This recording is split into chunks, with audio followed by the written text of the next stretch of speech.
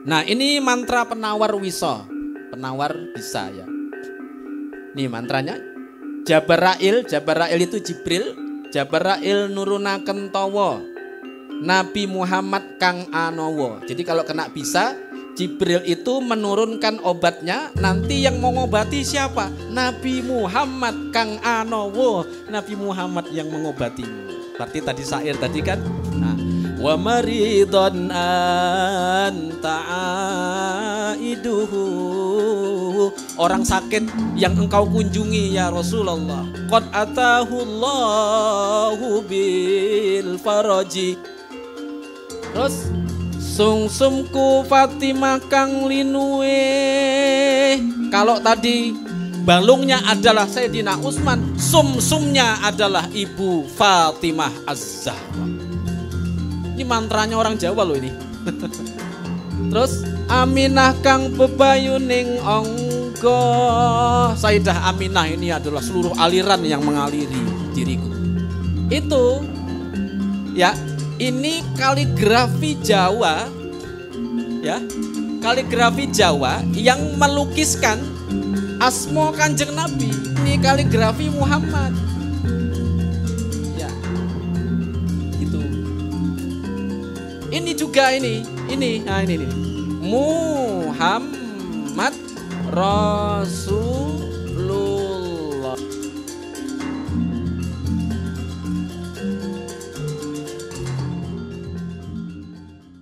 Nah sekarang ini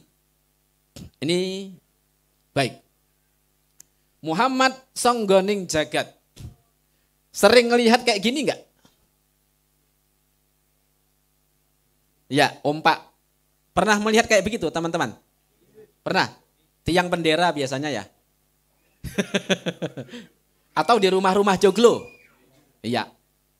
Itu ya, ini kaligrafi Jawa ya, kaligrafi Jawa yang melukiskan asma Kanjeng Nabi. Ini kaligrafi Muhammad. Ya. Gitu. Ini juga nah ini. Muhammad Rasulullah. Ini namanya Putri Mirong. Yang di atas ini Putri Mirong, yang di sini ini umpak. Rumah-rumah orang Jawa biasanya begini. Baru tahu ya? Mengerikan loh sebenarnya. Kita itu kayak gini-gini nih. Dan konsep filsafatnya mengerikan ini kalau seperti ini. Nih, coba lihat. Nih. Ini di mana ini kira-kira? Ada yang pernah lihat gambar ini? Masjid Gede Kauman. Nih. Masjid Darajat Babadan. Nah, ini yang paling jelas nih. Nih.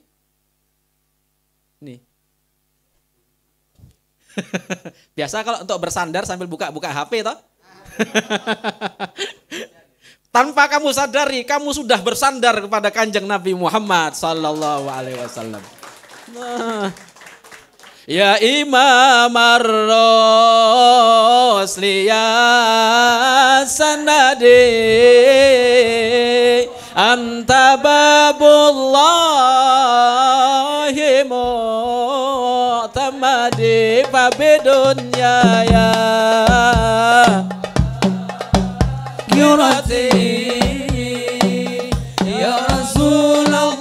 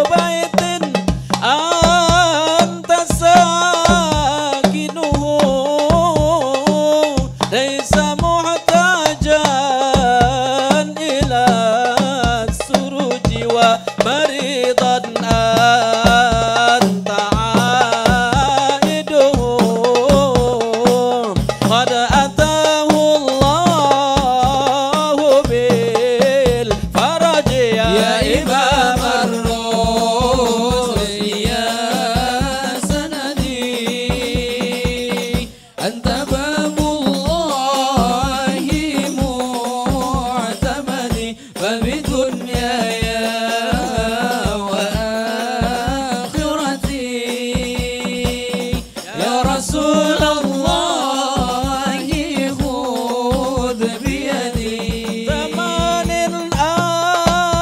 أنت حاكمه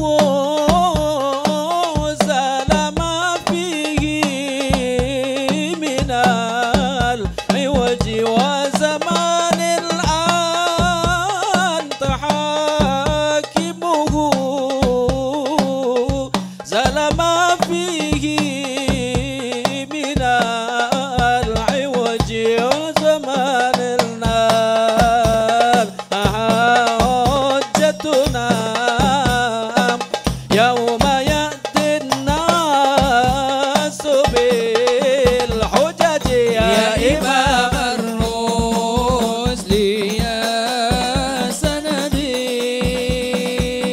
أنت باب الله معتمدي فبدنياي وآخرتي يا رسول الله خذ بيدي. Jadi ini kaligrafi Jawa mengenai yang menulis tentang nama Muhammad. Ini bisa dikembangkan kalau ada adik-adik yang ingin meneliti tentang kaligrafi Jawa. Jadi selama ini kan kita kalau belajar kaligrafi kan standarnya kaligrafi Persia. Mulai dari Naskhi, Sulusi, Rikaah, Diwani, Diwani Jali, Kufi dan macam-macamnya itu. Nah ini bisa jadi landasan untuk mempelajari bagaimana sih kaligrafi ini. Ini apa artinya? Kenapa kok ini menjadi umpak, menjadi landasan dari tiang atau soko bangunan-bangunan yang ada di Jawa? Sama seperti Endok Abang tadi. Konsepnya adalah bahwa Kanjeng Nabi itu adalah songgoning jagat. Ini biasanya kalau di rumah-rumah Jawa, ini umpak ini menjadi pilar dasar umpak atau 4 pilar yang menjaga keutuhan rumah. Pilar yang di sini, pilar yang di situ, karma di situ. 4. Ini berarti kan Kanjeng Nabi itu menjadi songgone jagat yang kita tempati ini, gitu. Jadi makna-makna begini sayang sekali hari ini juga tidak diketahui oleh orang-orang. Taunya Kanjeng Nabi makhluk yang paling mulia. Iya betul, tapi kalau di Jawa nggak cukup hanya sekedar diucapkan bahwa Nabi itu paling mulia. Diwujudkan menjadi kebudayaan, diwujudkan menjadi benda-benda budaya material. Bentuknya salah satunya yang seperti ini tadi. Ya. Sama yang ini tadi. Nah ini Putri Mirong ini namanya ini. Ini.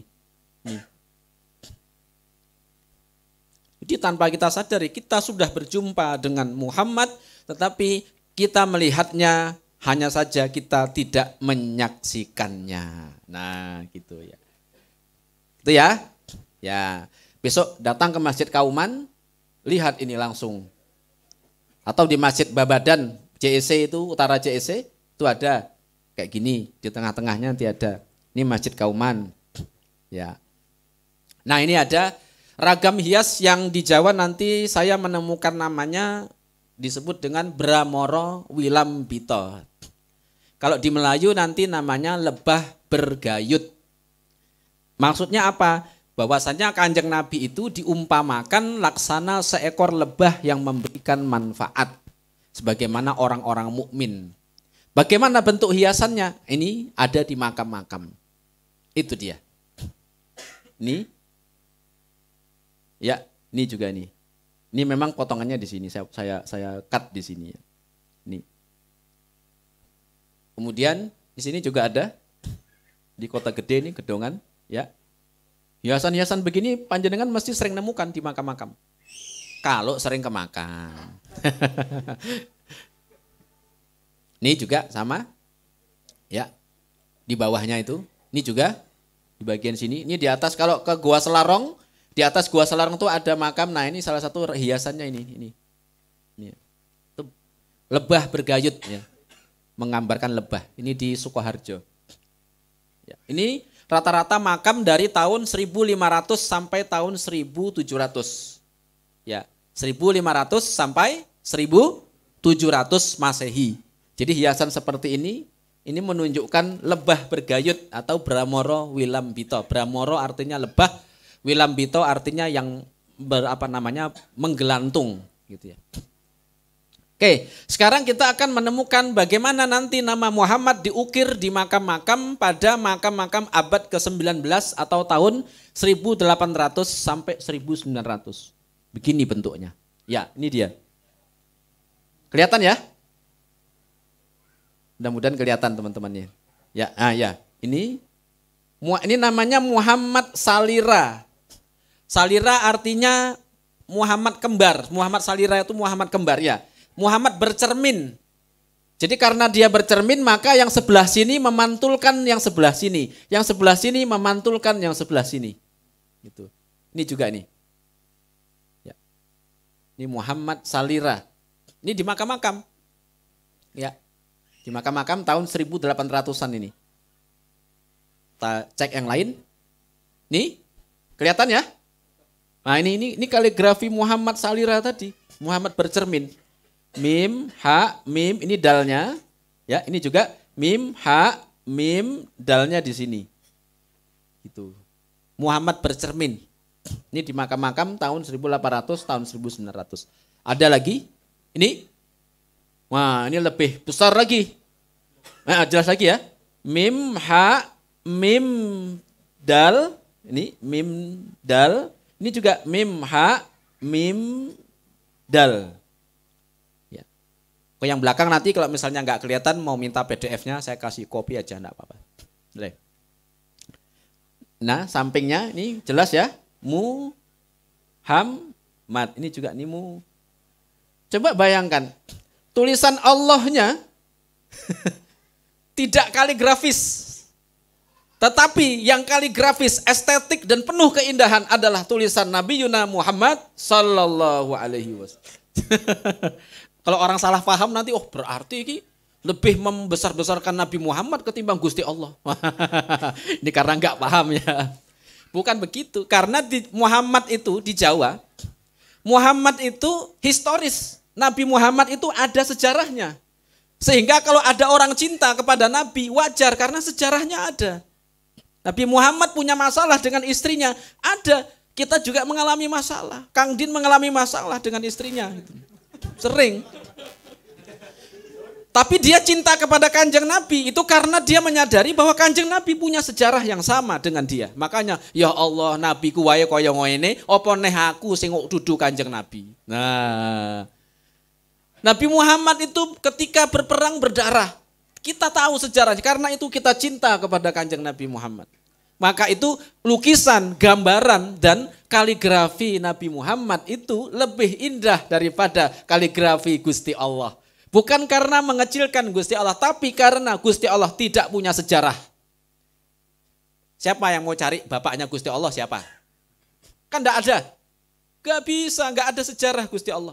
Karena itu kecintaan kita kepada Gusti Allah itu semata-mata karena dikenalkan oleh Kanjeng Nabi Muhammad sallallahu alaihi wasallam. Makanya sangat estetik kalau menuliskan Kanjeng Nabi di makam-makam. Jadi sekali lagi ya, jangan salah paham, bukan berarti lantas Gusti Allah dikecilkan, enggak gitu. Gusti Allah menghormati, mencintai Kanjeng Nabi ini mergo Gusti Allah. Makanya Gusti Allah di atas ini diteruskan. Nah, ini makam tahun 1900-an. Yang tadi 1800, ini 1900. Ini dia sudah nisannya nisan gaya baru, tapi tulisan, nah ini lengkap ini malah ini. Ini Allah ya, ini Muhammad, ini Rasulul, Allahnya di sini. Ya. Rasulul, Allahnya ini. Ya. Ini ro-nya ini ro-nya. Kelihatan ya? Ya, ini bagaimana Kanjeng Nabi dimuliakan di nisan-nisan di makam-makam loh. Itu udah lebih indah sekali ini loh. Ya. Oke, ini enggak terlalu kelihatan karena dia sudah dilumuti. Ini juga rumput-rumput ini. Ya. Oke, baik. Kalau ini versi lengkap syahadat, mudah-mudahan kelihatan la ilaha illallah Muhammad Rasulullah. Di sini juga syahadat, sini juga syahadat. Apa kalimat tauhid. Oke. Ini kalau panjenengan masuk ke Masjid Kauman akan ketemu dengan ini ilustrasi mihrab. Mihrabnya di sampingnya. Ini ada ilustrasinya. Ini berisi tentang anjuran untuk mempercepat gerak dalam sholat Jumat. Ya. Ada kaligrafi Muhammad Salironya atau Muhammad bercermin. Didampingi sama kaligrafi Abu Bakar, Umar, Utsman dan Ali. Ini bentuknya yang besar. Nih. Kelihatan ya? Nggih. Nih. Ini Muhammad bercermin namanya. Mim ha mim dal. Ini mim ha mim dal. Ini Abu Bakar, ini Umar, ini Utsman, ini Ali. Ini di ilustrasi mihrab di Masjid Kauman. Ya. Oke, kita geser lagi. Sedangkan ini bagian atas mihrabnya ada 7 nama mulia. Kalau yang kemarin baca FB saya, ini saya sudah posting kemarin ini. Muhammad Saliro. Ada nama siapa? Hamzah, Zakaria, Yahya, Fatimah, Hasan, Hussein dan Abbas. Ini bentuknya. Ya, ini dia. Ini Allah. Ini Muhammadnya. Ya. Ini Hamzah, ya, ini Zakaria, Yahya, Fatimah, Hasan, Hussein, Abbas. Nah, ini bentuk foto yang ada di buku ini kayak gini nih. Nah, itu dia. Allah, Muhammad, Zakaria. Ini unik, biasanya dalam tradisi raja atau tradisi ornamen itu biasanya hanya Rasulullah, Abu Bakar, Umar, Utsman, Ali atau Hasan, Hussein dan Fatimah. Tetapi di mihrab Masjid Gede Kauman ini melibatkan Hamzah, Yahya, Nabi Zakaria dan Abbas. Saya belum menemukan di kaligrafi yang menyebut nama paman-paman Nabi, Hamzah, ya, Abbas, Yahya dan Zakaria.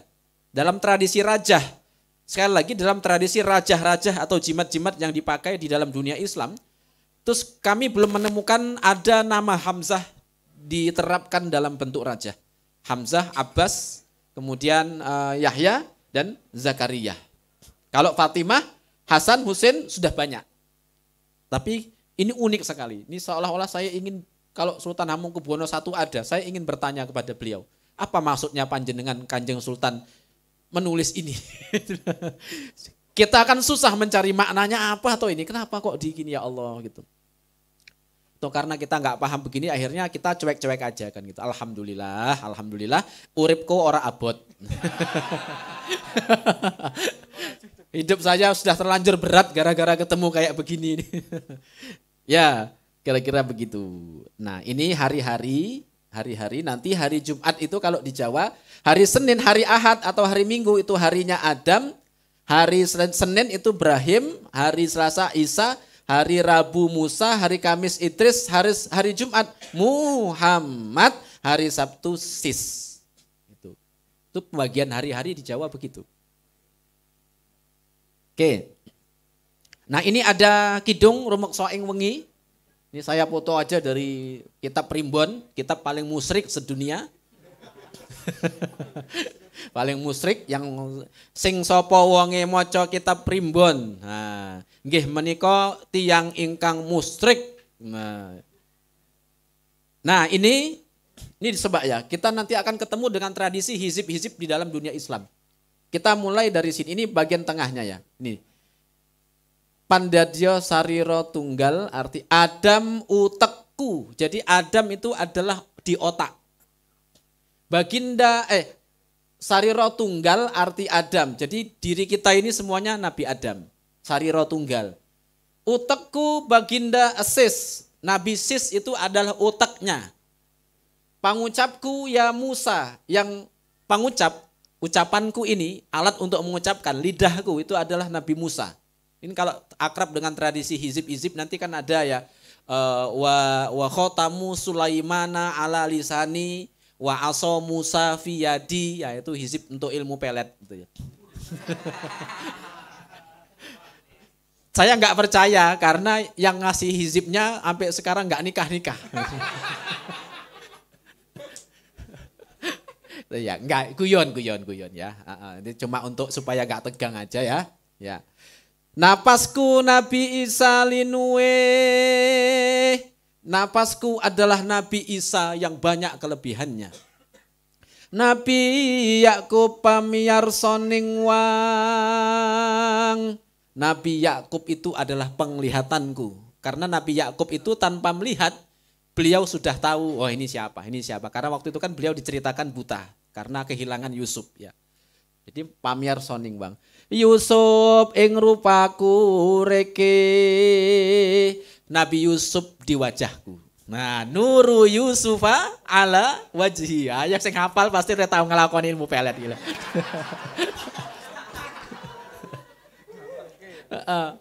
Makanya waktu mitoni dulu kan orang tuanya Kang Din bacakan surat Yusuf.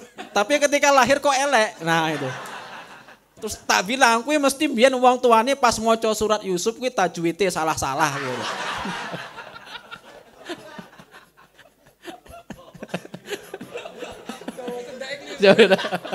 Jawa cendake keliru. Nah. Ngono kuwi dadine pokoke. Yang dibaca cuma yakhruj gitu.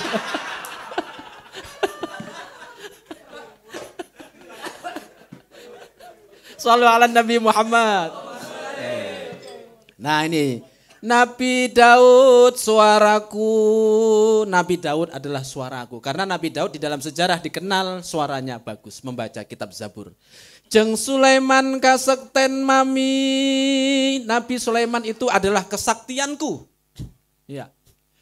Ibrahim kang anyawa. Nabi Ibrahim itu adalah nyawaku. Ini loh, mantranya orang Jawa loh ini, musrik sekali loh ini. Idris ing rambutku, Nabi Idris di rambut saya. Said Ali kuliting wang, maksudnya Baginda Ali adalah kulitku. Abu Bakar getih daging Umar singgih, Abu Bakar itu adalah darahnya. Dagingnya adalah Umar singgih, Baginda Umar yang sangat setia. Balung Baginda Utsman. Balungku, tulang-tulangku adalah Sayyidina Utsman bin Affan. Terus sungsumku Fatimah kang linuwe. Kalau tadi balungnya adalah Sayyidina Utsman, sumsumnya adalah Ibu Fatimah Az-Zahra. Ini mantranya orang Jawa loh ini. Terus Aminah kang bebayuning onggo. Sayyidah Aminah ini adalah seluruh aliran yang mengaliri diriku. Ayub minangka ususe, Nabi Ayub ususnya. Sakehe wulutuwu, semua bulu yang ada di dalam diriku ini. Seing sariro tunggal di dalam diriku semuanya. Lan Nabi, apa ini? Lan Nabi, ya, jadi seluruh badan itu semuanya adalah sariro tunggal, itu adalah para nabi. Baru cahyaku ya Muhammad. Jadi cahyaku adalah nuru nabiyina Muhammad sallallahu alaihi wasallam. Nur Muhammad itu cahyaku. Panduluku Rasul, yang melindungiku, yang menata hidupku ini adalah Rasul. Jadi Nabi Muhammad cahayanya, Nabi Muhammad sebagai Rasul itu membimbingku. Gitu. Kemudian pinayungan Adam Syara, dipayungi oleh kanjeng Nabi Adam. Ya, sampun sangkep kak katahing Nabi wali dadya sarira tunggal. Cukup semua para nabi menjadi satu di dalam diriku sendiri. Nah ini mantra-mantranya orang Jawa. Ya.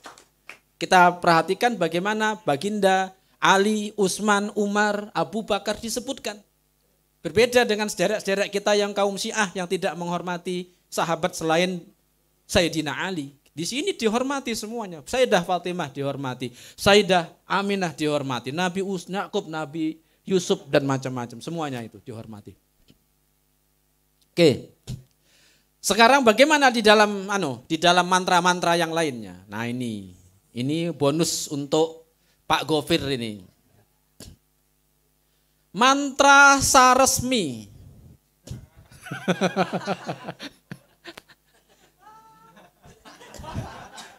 Ya. Ini yang Wahdatul Wujud jangan komentar dulu ya ini ya. Kaum jomblo Wahdatul Wujud ini. Ketunggalan eksistensi ini. Wahdatul wujud. Wahdah kan artinya satu. Wujud artinya eksistensi. Lah berarti kalau eksistensimu masih satu, jangan komentar dulu. Makanya wahdatul wujud ini. Ini tanpa laku dipakai ketika mau nganu. Nah, saya bingung mau bahasakannya. Ubun-ubun istri dipijet ringan lalu dibacakan mantra ini. Apa mantranya? Jangan ketawa loh. Allah melebu, Muhammad metu. Wahananing Rasul melebu, ojo pisah yen ora karepku. Wah. Nabi Muhammad disebut namanya ketika mau bereproduksi. Dahsyat enggak tuh? Ya.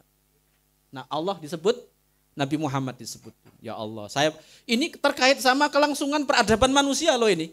Kelangsungan spesies manusia disebut nama Allah dan nama Rasulullah. Di satu sisi mungkin kita geleng-geleng, tapi saya ketika membaca ini naskah ini, wah Allah, sampai mau berhubungan suami istri yang disebut adalah nama Allah dan Kanjeng Nabi Muhammad sallallahu alaihi wasallam. Nah, ini mantra penawar wisa, penawar bisa ya. Nih mantranya, Jabarail itu Jibril, Jabarail nurunaken tawa. Nabi Muhammad kang anowo. Jadi kalau kena bisa, Jibril itu menurunkan obatnya, nanti yang mengobati siapa? Nabi Muhammad kang anowo. Nabi Muhammad yang mengobatimu. Seperti tadi syair tadi kan? Nah, wa maridon anta aiduhu. Orang sakit yang engkau kunjungi ya Rasulullah. Qad atahullahu bil faraji. Allah langsung memberikan dia kesembuhan. Nah, makanya betul Muhammad kang anawa, Muhammad yang menawarkan racun kena bisa. Tawa saking karsaning Allah gitu ya.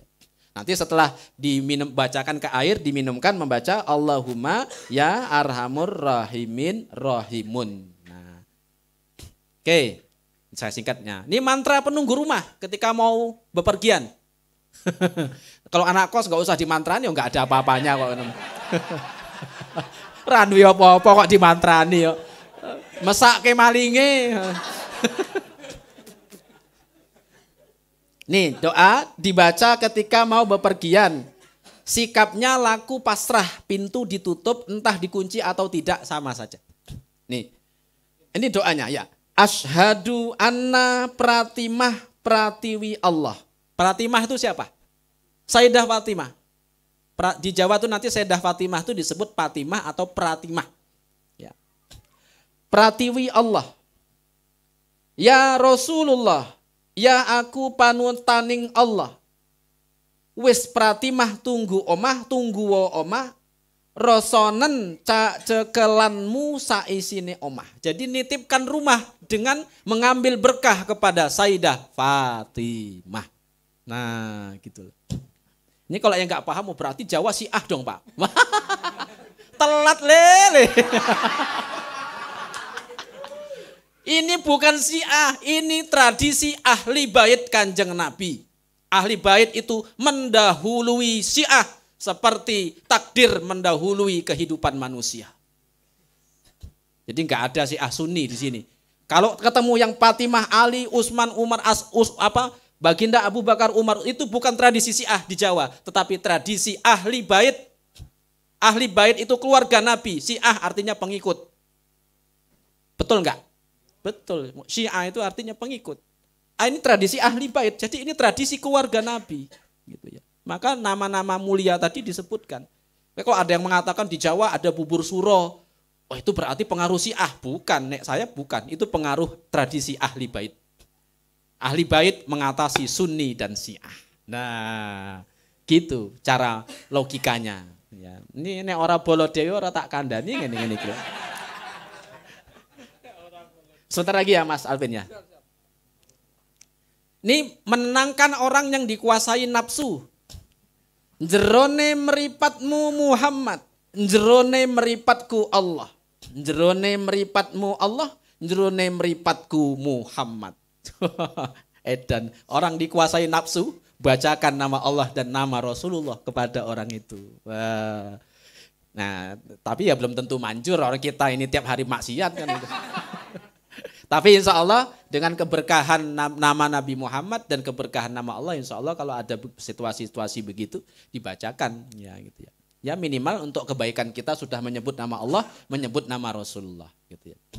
Makanya ada orang bilang ke saya, aku itu enggak suka tahlilan, bagiku itu bukan ajaran Islam, tapi kalau diundang tahlilan teman saya ikut. Kenapa? Paling tidak saya bisa membaca Al-Qur'an dan zikir-zikir di situ ketimbang di rumah nonton Korea katanya gitu kan. Shallu ala Nabi Muhammad. Nah, ini mantra penenang hati. Ini terlalu panjang ya. Saya kira saya langsung aja ya. Nah, ini mantra untuk berjalan malam hari. Ini manfaatnya mendapatkan ilmu dari Allah. Ya Allah, mantranya apa? Ya Allah, Ya Hu, Ya Muhammad.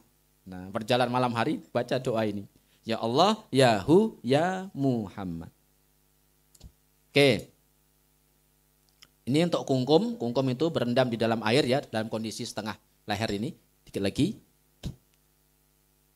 Ini untuk mendoakan rumah, numbali rumah supaya tidak kena berbagai bencana. Ini membawa tali benang, diputarkan di rumah setiap jam 6.30 sore. Dimulai dengan berdiri di tengah pintu rumah bagian depan sambil membaca mantra.